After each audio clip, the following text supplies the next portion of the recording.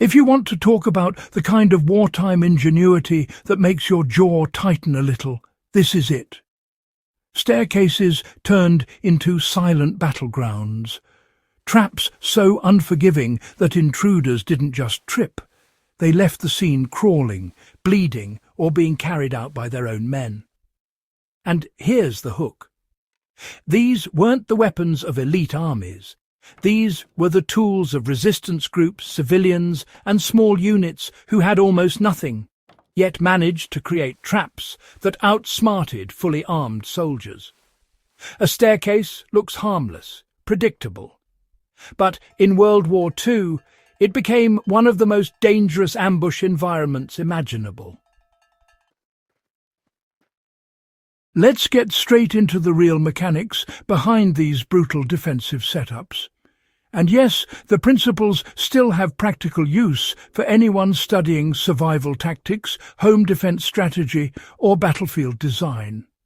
This is HistoryHQ, so I'm talking to people who want the honest details, not Hollywood fluff. How collapsing stair steps turned a simple climb into a limb-snapping disaster. One of the most widespread and brutally effective traps involved no explosives and no metal. Just wood, gravity, and a bit of strategic sabotage. Resistance groups across France, Poland, and the Balkans realized something vital.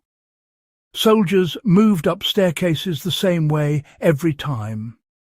Single file, no scanning, no creativity, just boots up the steps and rifles pointed forward. So defenders weakened the steps themselves, but not in any way a casual glance would notice.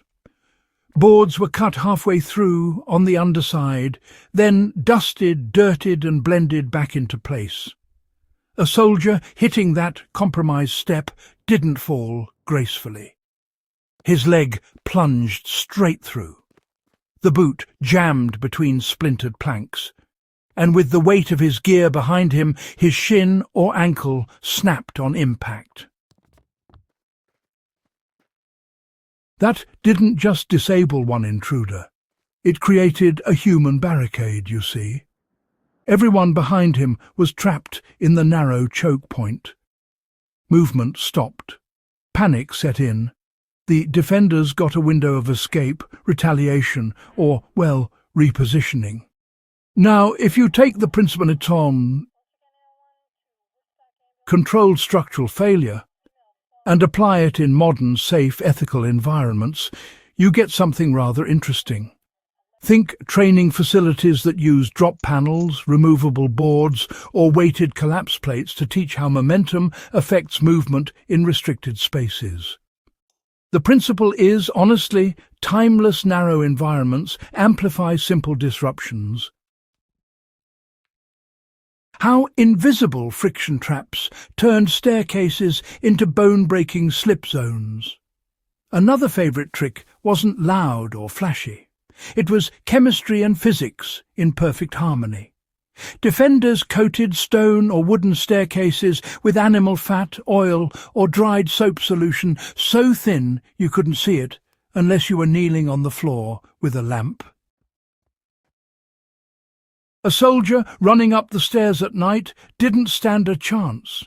He'd hit the slick step, lose traction, and go down hard, usually dragging the soldier behind him. And the damage didn't come from the slip. It came from the impact at the bottom. Wartime accounts documented legs broken cleanly in the fall. But here's where it gets nasty. This trap was often layered with one more modification. The defenders would subtly raise or lower a single step by an inch. That height change destroyed a runner's rhythm. His foot hit the edge wrong, he stumbled, and the grease section did the rest. Modern takeaway? Environmental manipulation is one of the most underrated defensive tools. Anyone studying defense or escape design can apply the same principle by changing tread depth, adding textures, or incorporating light distracting surfaces. Movement under stress is predictable.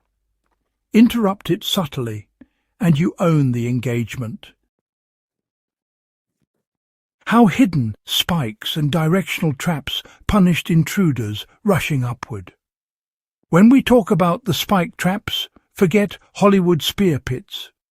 These were smaller, smarter, and far more targeted.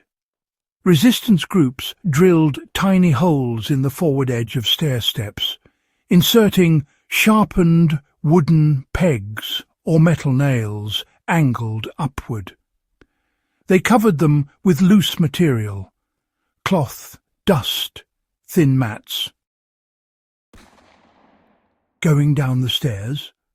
No problem. Going up at speed? The knee or shin slammed right into the hidden spikes. One hit was enough to disable a soldier outright. A couple of inches of puncture on the shin is debilitating, especially in the chaos of a raid. And again, predictable movement made the trap incredibly effective. Intruders ran upward quickly to seize the high ground. That impulse cost them dearly. To adapt the concept today, look at directional deterrence. In safe, ethical environments, you'd use textured strips that force someone to slow down, rattling steps that reveal movement, or pressure surfaces that trigger alarms.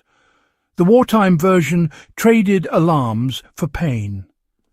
The principle is the same. Control the direction of engagement. How sabotaged handrails punished every instinct to stay upright. One of the most ruthless traps exploited human instinct. When a person slips on a staircase, they grab the handrail. Every time. That split-second move becomes a weakness if the defender anticipates it. So, resistance fighters rigged rails. Some coated them in resin, mixed with powdered glass, turning a simple grab into a shredded hand. Others loosened the rail just enough that it tore free under weight, pitching the intruder backwards. In harsher cases, a tripwire connected to the rail triggered a weighted object drop. A bucket of stones, a beam, even a small explosive. The modern, safe version of the idea lives in controlled environments like training courses. You design support elements that fail intentionally, not to injure, but to force awareness. It teaches a simple truth. Never rely on any single support point in a contested environment.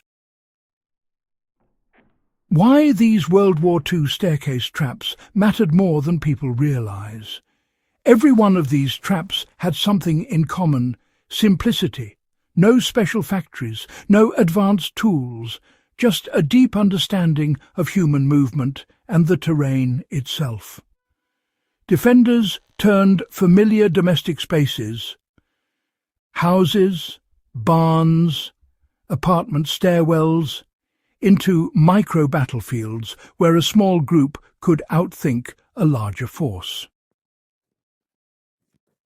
For survivalists, the lesson is timeless. Controlling the flow of movement is more valuable than owning superior firepower. For historians, these traps shine light on the everyday bravery of resistance groups that fought with whatever they had. If this breakdown gave you something new to chew on, hit that subscribe button and share this with another history lover who respects the raw, cunning ingenuity of World War II defenders.